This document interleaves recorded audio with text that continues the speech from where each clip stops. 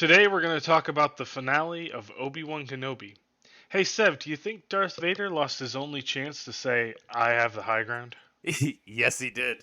Because once he had it, he didn't even know what to do with it. He just walked away. This is Secret Handshake. I'm Sev.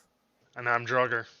So, in this episode, it starts out with Obi-Wan is on a ship with the refugees trying to escape from the Empire. Do you think that they did better maneuvering than Han Solo in episode 4? By drifting to the left. They did more. They did a lot of. Yeah, he did drifting to the left. They did a lot of weaving around. Who did it better? I guess. We, we stole that from Family Guy. Oh, that's a Family Guy joke. Oh yeah. That is lazily to the left. Uh, yeah, I mean, I think they did a fine job.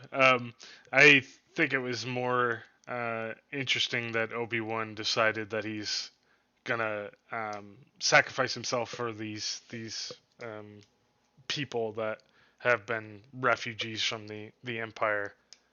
I also wonder why Leia is just so sassy at him through the whole thing, but or at least at the beginning. Well, isn't Leia sassy in all the other movies? I suppose so. I mean, I guess so. Well, she's pretty sassy in all the movies. So. exactly. So, the question though is like, do you think that Obi-Wan? I mean, he has pretty low standards though. He literally let the daughter of Darth Vader, Princess Leia, be taken back to her home by someone who's a liar and a fake Jedi. Well, I mean, he had helped them in the past. There was no reason to think that he wasn't going to take the little girl home. Are you sure he wasn't doing the long con? I'm pretty sure he was doing it just for the reward, like Han Solo. So. Right. I mean, you return a princess to Alderaan, you're gonna get paid, I'm sure. Mm-hmm. The other thing that I thought was kind of interesting is that the crazy old man Obi-Wan or old Ben decided to give a kid a blaster. I mean, he did say he wouldn't have given her a blaster, but gave her a blaster holder. Yeah, the holster. Yeah. Holster. I mean, it's just a leather belt with a pocket on it, basically. I mean, it's not that big. And it has all the marks of all the people that the lady, what do you call it, rescued. Yeah. Yep. It has all her tally marks in it. The thing I thought, I mean, I don't know if this was in the episode and maybe I just missed it, but like, how did he get that? Like, did she not have it on her? She must not have had it on her because she blew herself up in the last episode. Yeah, my guess is that she had it off her, because yeah, I assume that she left it behind or something like that, or whatever, or gave it to him or something. I don't know. It just wouldn't make sense because there wouldn't be anything to find. Yeah, I don't recall where he got it from. I would have to go back and look, but I just thought it was interesting that if they even showed where he got it, because it was just odd that he had it out of nowhere. Yeah, true. What did you think about?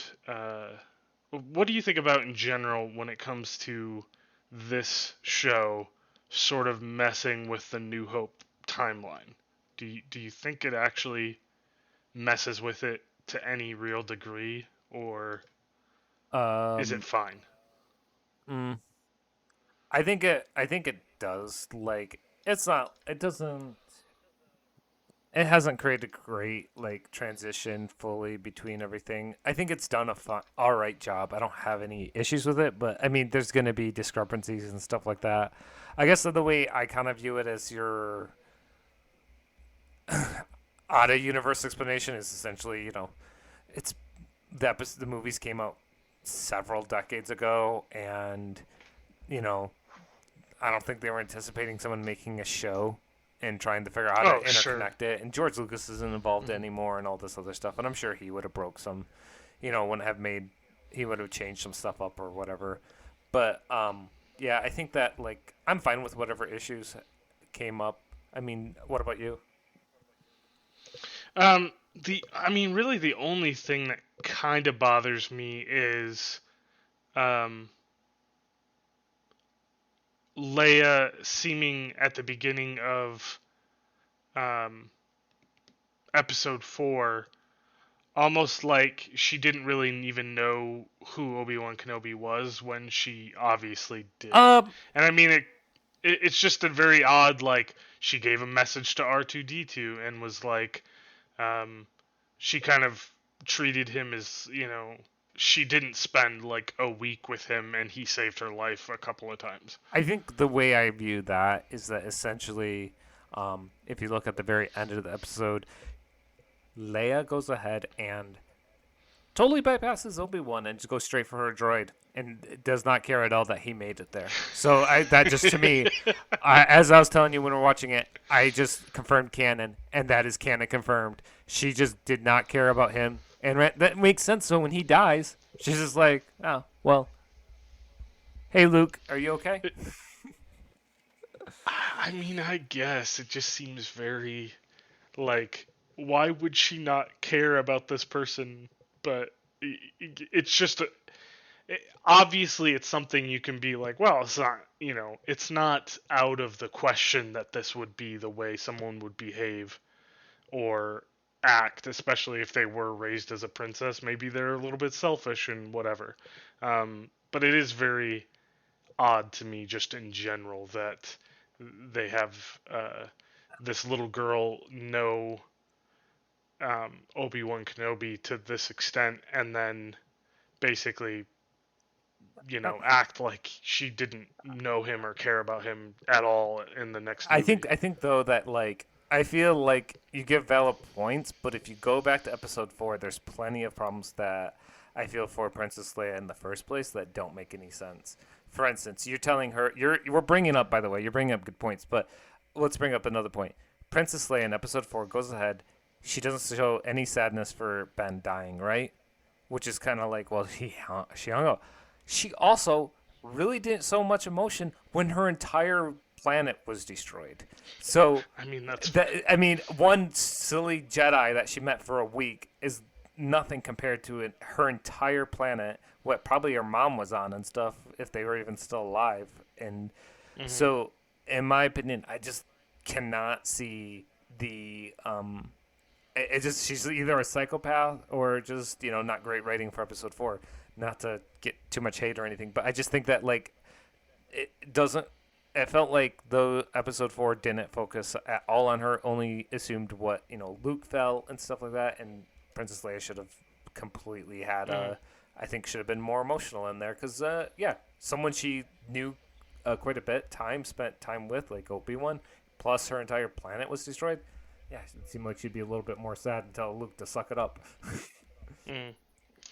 I suppose you could explain some of this away too with how she's written as a character in episode 4, 5, and 6 specifically. She's a little bit of a toughie, like she's not, weeping over things left and right. Like the only time where she gets sort of upset is uh, in Empire Strikes Back, and that's because of Han Solo maybe dying in carbonite and this and that. So, Mm-hmm. um, that's the only place really that you see any sort of sad type emotion from her in that way. And so I guess in a way it does fit the character. It just makes the timeline a bit wonky to me in a way, but it's not a huge deal. So back to when the Ben is about to, he's gonna sacrifice himself and leave the ship, right? And then he Mm-hmm. leaves. I noticed the one interesting thing is that the Inquisitor is like, "Hey, let's not worry about this one old man," right? And and Mm-hmm. Vader's like, "No, I want him dead," basically. Yeah. And he's like, "I'm gonna go get him." Mm-hmm. So Yeah, I do find it interesting.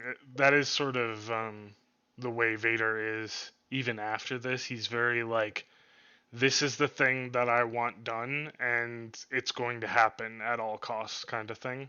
Hmm. But at the same time, I think he learned some lessons here that it's like maybe as much as I hate Obi-Wan Kenobi, maybe it's not that important that I, spare no expense, so to speak. Yeah. Well, also at the end of the episode, you can see where his master Darth Sidious is like, "Hey, are you letting this cloud your judgment?" Essentially. So, Mm, um, so essentially, he this is a pretty short episode. I mean, not in time length, but just like plot wise, right? So, essentially, what mm, happened next is that like he goes down the planet and he fights Vader, right? It's kind of cool to mm. see that like they actually had a full on fight. I thought it personally at the very start of it, there's kind of a little bit too much jump cuts, but I think go ahead.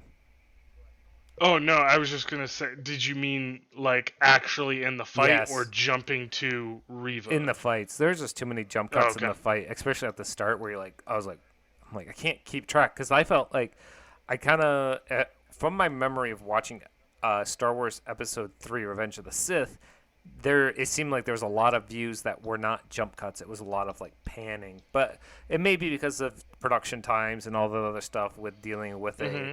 TV series compared to dealing with a movie, right? True. So, Yeah. but yeah, the jump cuts were a little too much for me. I was like, okay, but the rest of the fight was great. I mean, it wasn't that bad at the beginning either, just with the preference.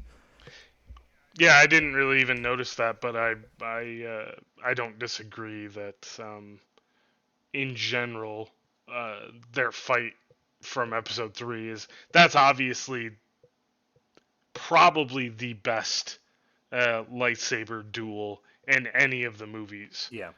or expanded television shows and stuff.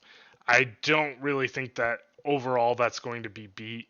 Return of the Jedi's is pretty good, but that's more of like purely emotional stakes, not necessarily the skill of like the two best Jedi fighting against, literally the two best Jedi of their time fighting against each other. Right. No, I agree. And it was cool to see Obi-Wan Kenobi is actually, more in touch with the Force Hmm. again. And you can see him, like, really moving around. He had a lot of more movement, and it was interesting to see Darth Vader very stiff movements because he's, which is keeping in track with, in my opinion, how he is and everything else. So that was cool to see. Hmm. And just him, like, you could tell that because he can't move around a lot, Vader with like as much movement as Obi-Wan, he used like the Force in different ways. I saw. Hmm. So like Hmm. one of the things he uses basically a rock to like kick underneath Obi-Wan's feet, so Obi-Wan fell out on the Yeah. ground. That was kind of cool to see too. Yeah.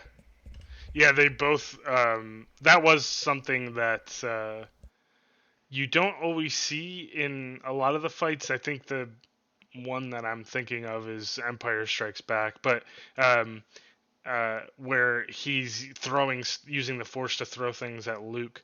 That um, was seen a lot in this fight, like by both of them. They were just using the Force in general to like throw rocks, or he even, I think, at one point used the Force to stop Obi-Wan's lightsaber, Yes. so that he could like counterattack or whatever. So it's it was a pretty cool fight. It was definitely, I don't know if it was worth the wait of a couple of episodes that were a little bit. I think there was a couple episodes that maybe held the show back a little bit, but getting to this point, it's kind of worth it overall. The only other criticism I would have in general about the episode was cutting to Riva's story from the actual duel. Kind of, I felt held it back a little bit. It kind of stunted it for me anyway. But Yeah, I agree. It kind of was like. Also, I think that, I mean, Riva didn't really. I don't know. I don't feel like I think the entire show without Riva could have continued. Would have just, you know what I mean? The entire show season or whatever. But I don't think Yeah. she provided that much. I don't hate the character or anything. I just think that No, I actually kind of like the actual arc of the character. I think that was pretty cool in general. But you're not wrong in that basically everything that she did or tried to do was basically nothing. Um, it didn't it didn't everything she tried to do like didn't pan out and didn't really affect anything in the end. yeah, yeah, Um, there were a couple of times I guess she kind of pushed the story along, but for the most part it just yeah. But like I said, her actual arc and the sort of redemption thing was kind of cool, and finally somebody turned back to the good side and it doesn't instantly die like in almost every other example we have. oh yeah, I saw her bring her saber out. I'm like, yep, she's gonna stab herself now. That would have been fitting with tradition, it would seem, as everybody else always dies, but Darth Vader and yeah, Kylo Ren and all of that. But Exactly.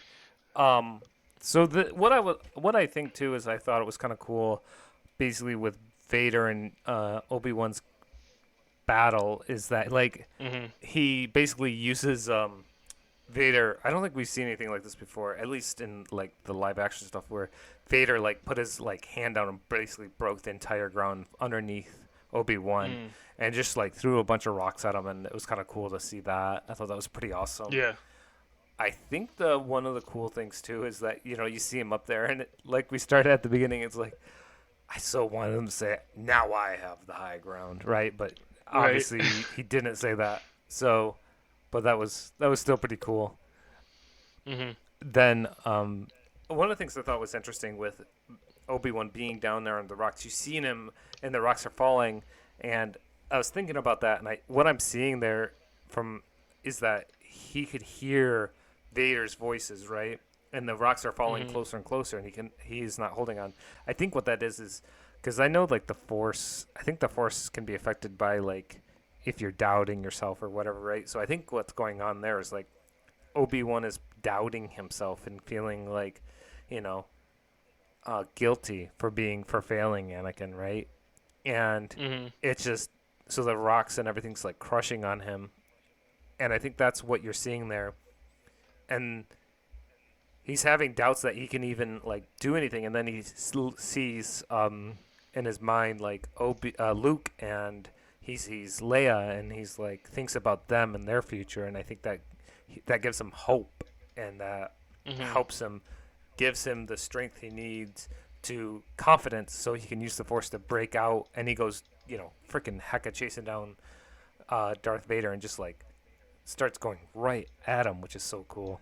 hmm hmm Yeah, I really enjoyed the end of the fight. Like the the entire thing was really cool, but the way he like basically destroyed Vader's suit. He like messes up the chest plate with all the controls and stuff on it, and then slices off a piece of the helmet.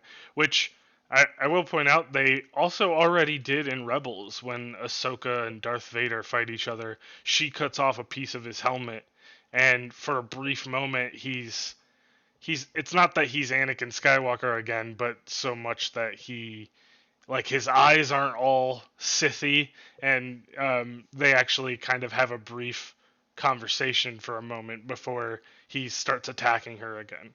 So they kind of already did something similar to this, but it is kind of neat to see it in live action, and I wondered, I kind of thought that they might do it. Like I had this feeling like if Obi-Wan and Darth Vader have an actual duel, I'll bet you he's going to cut off a piece of his helmet so we can actually see his face. What I see is that this shows that you could hear it in his voice. He sounded like Anakin back on Mustafar, right? And I think this is still an Anakin that is mad and angry at Obi-Wan and hmm still frustrated. And I think that this shows that he's still not fully um you know, he still harbors that like hate that he was back then towards Obi-Wan Kenobi, and that's why obviously he chased him there. So what I think it was also important in the show to show that you could see that Obi-Wan stopped fighting Vader pretty much after he broke his mask, because he could Mm-hmm. see Obi-Wan had that could see his friend again. It was no longer just this machine. It was, his brother pretty much that was sitting there, and you know he could see him in eye to eye type of thing, and it was just kind of like really broke Obi-Wan's heart. You saw it. He was like tearing up and everything. It was very emotional, I feel. Yeah, I don't disagree. I think that's pretty much it. I do think it a bit silly that I will point out one issue I have with it is he was supposed to kill Anakin, right, 10 years ago, and he thought he had, but instead he, uh, you know, left him alive technically, although he thought he was dying. So why he didn't finish him off, who knows? It would have been a mercy if he thought he was just going to die there. Um, in this situation, he's probably had the opportunity to finish him off again, and he didn't. Which, overall, for the story, obviously Darth Vader's not going to die, and but it is interesting that they kind of uh, almost forced that choice on Obi-Wan again, and then he kind of chooses again, more specifically even than last time, to just leave him, which is a little bit like maybe timeline screwy in a way too, but I'm not mad about it. I just noticed it and thought I would point it out. So, well, how I think we can rectify this, in my opinion, is of one of two ways. I think one, either Obi-Wan sees him as someone who, as a Jedi, he's like, this person's helpless. I can't kill a helpless person, right? Because he's at such a state that he can't even battle anymore. You could say that. Or, and I could be wrong on that, but or in my opinion, Obi-Wan, he just cannot, even though he knows his, like, he will die. Anakin would, is probably going to die from his perspective. I think Obi-Wan just can't come to him to killing um Anakin with his own, or Darth Vader with his own hands, because that's he still sees him as his brother. It's like he cannot just physically do it. It I Yeah. think it's just like he, as much as he, I think he, if it was like anyone else, I think he would have just finished it off. But it just, he's still too emotionally connected to Darth Vader, and he cannot, Anakin, I mean, and so he cannot do it. That's what a given, at least in universe explanation. Yeah, I mean, and that makes sense to me. Yeah, but I mean, overall, I liked the fight, and I think that um, it was a pretty decent addition to uh, Obi-Wan and Anakin lore, Yeah, yeah, so it, yeah. I agree. I like how when he was leaving, he's like, "Goodbye, Darth." yeah, yeah, I noticed that as well because he calls him Darth in A New Hope as well. So So pretty much between that, when we're watching, there's jump cuts between Riva and Luke, and Luke is hmm getting chased down. Well, first of all, Riva defeats Owen and Baruth, right? hmm I said her name wrong. Baru, sorry, Baruth. Baruth. So Riva is fighting Owen and Baru, and it's kind of cool. They kind of put a pincher hmm mover on her, and then I think, does Owen headbutt her at one point? Is that what's going on? I might have missed that, or he like definitely gives her a good hook right in the stomach. I know.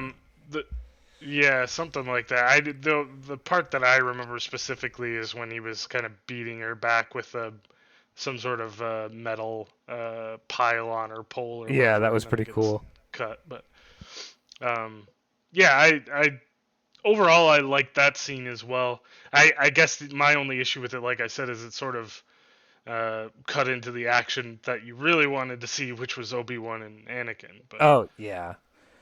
So Luke runs away, right? And hmm essentially then she finds him and stuff like that. She can't come to kill him because she sees herself obviously in him and stuff Hmm. like that because he's a kid. Um, Kind of interesting. She, doesn't kill him. I don't know why she did just leave him. Instead, she like brings him all the way back to them or whatever. You know what I mean? Hmm. I mean, I I I guess because she figured she was gonna fix that since she wasn't gonna kill him, she might as well fix it and bring him back. I don't oh, know. right the wrongs. Yeah, she Yeah. pretty much doesn't say anything to anyone besides Obi-Wan when he like obviously got there.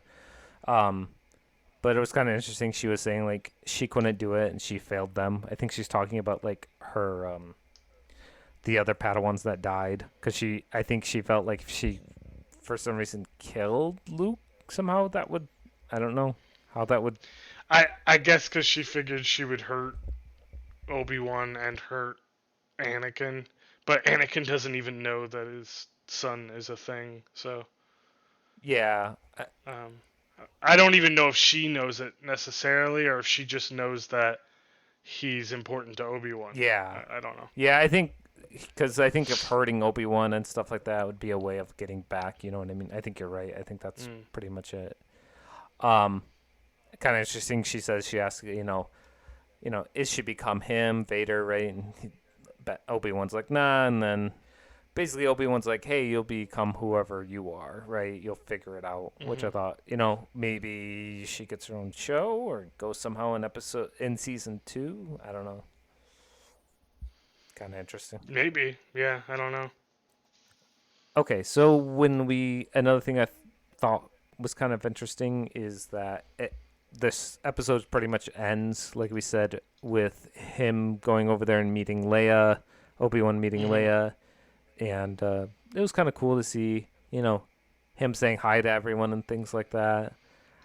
I don't know why. Like, I wish they would have been like, "Here's a bunch of money for all your hard work." He doesn't need money. He's a Jedi, um, living in the desert. So the other thing, though, um, that I noticed, and I don't know if you caught it, but she says, "Will I ever see you again?" And that's exactly what Anakin says to his mother in Episode One. And it might just be a coincidence, but I do like how Star Wars reuses lines for different characters, like Han Solo saying this is where the fun begins, and then later on they in episode 3 Anakin goes this is where the fun begins, and those characters aren't even necessarily related in any way, but they still said the same line. I've always enjoyed that. I don't know why. Like probably some people think it's silly, but I just think it's fun. So you're telling me you really liked "Hello there" when Right. Obi-Wan said that to Luke right at the you end. well, everybody that everybody liked that. I mean, there Yeah. isn't anybody that was like, oh, I don't know. It's just those things that connect the movies um, in that way. I think are make it for a better story overall, even if it's characters that aren't necessarily even related in some way. But like, I mean, technically, Leia using that line in almost the exact same way Anakin said to his mother when he was leaving his mother at the same age, I would point out, because I think they were both 10. Oh, good point. Um, uh, and I realize Obi-Wan is not her father. It's not like that, but he's a connection to her mother, her real mother and father. So it's sort of similar in that way. So I did enjoy that, and I kind of like the symbolism, and I'm sure that's what they were going for. But yeah, Yeah, I think that I didn't notice that. I think that's a great. I think that's awesome. I agree with that. That sounds cool. yeah. Um, so pretty much the episode ends then with Obi-Wan going off into the desert somewhere, leaving his little cave, and Hmm. it was kind of interesting. He gets to meet Luke, Yep, and that's kind of cool. yeah, which they don't really show, but that's fine. It's keep it vague. Like I don't mind. And then he got to see Qui-Gon at the end. Yeah, which was something people wanted and probably have been expecting the entire time. Well, I guess they kind of answer the question because he's like, "Oh, I've been waiting," and he's like, "Oh, well, you weren't. I've always been here. You just weren't ready to see me or whatever." So it's kind of interesting, and I wonder how that's going to tie into anything and if they're actually going to do anything with that. But because I would like to know what kind of things and for what purpose Qui Gon would even still be teaching Obi-Wan. Does that make sense? Yeah, I think so. Or I mean, could teach him stuff. Maybe keep him company because he's a crazy old man in the middle of a desert. Maybe. It could be. I mean, I think like with Qui Gon, he's part of the Force or whatever, right? Hmm. So maybe there's things beyond death that he could talk to him about or something, or teach him Hmm. about. Because like, um, he teaches Yoda teaches him how to communicate with Qui Gon, but Hmm. maybe Obi-Wan doesn't even know how to become a Force ghost himself or something. I don't know. But it's kind of hard to I mean, explain. maybe. I It's don't. hard to explain because like, how the heck does Darth Vader become a Well, Force ghost? You know? well, I mean, yeah. Well, the lore with all of that kind of thing is not very specific.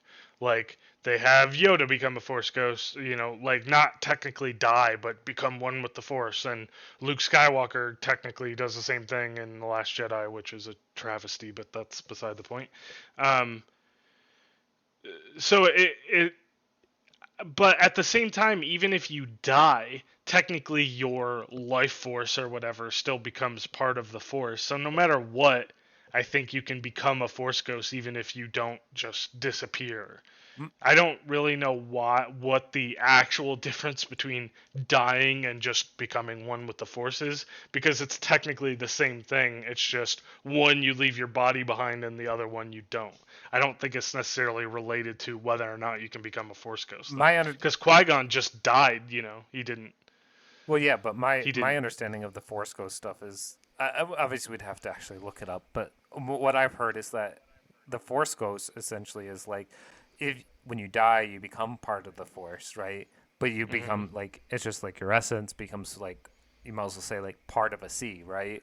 Um, and so it Mhm. just like dissipates, and you there's no like thought or anything. You're just kind of like the essence is gone in a certain way. But if you become a force ghost, then you have like you're able to collect your essence. I guess the way I think about it is, you remember the Watchman in the Manhattan guy or whatever his name is, Mhm. like Mhm. that kind of thing. He either became part of the or he was able to pull himself together. Mhm. I don't know. I that you might be right. I don't honestly know. I don't know if there's any actual like lore about force ghosts in that way, I um wouldn't say current like canon. written somewhere. But well, that's the thing too, right? You're talking probably expanded universe stuff, which most of that is not canon anymore, so it doesn't really even matter. Yeah. So I'm not saying don't tell me, I'm just you saying. just keep your mouth shut. Yeah, don't you dare bring up expanded universe legends lore to me. How dare How you? dare you? Yeah. So overall, what's your thoughts on the episode? Did you like it? Did you hate it? Did you like? I need more. I liked it. I don't necessarily need more. I'm surprised they're trying to do another season because I don't know what they're going to do. Um, Yeah, I'm kind of this sort of confused. summed it up for me. I think that if they do another season, they're probably going to end up ruining something. That's just my opinion.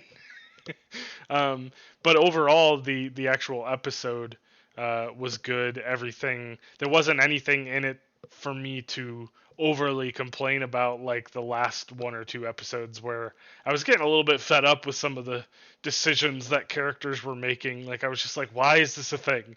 But uh, this episode, I enjoyed everything that happened. Maybe it was because it was a little bit more actiony and less like I don't know. Story build. Yeah, I guess. I mean, the last episode was actiony too, but it just felt very. I kind of felt stilted, but yeah, like just sort of like, and then this happened, and then this, and then this. Whereas this was sort of uh, more well put together. Even with the cuts between the two action scenes, it was still more of a cohesive story as opposed to, you know, sort of like plodding along. Yeah, I like this one. I think obviously this is the best one of them all, in my opinion. So Mm, I have no yeah, clue what they're gonna do with the next one. That'd be interesting. Maybe we can speculate yeah, sometime. yeah. I don't know what they would do either. I have a couple ideas, but we could talk about that another time. If you'd love for us to talk about that another time, please leave a like and a comment. Thanks for listening to us today. Hope you enjoyed our videos on Obi-Wan Kenobi. Join us next time for something completely different.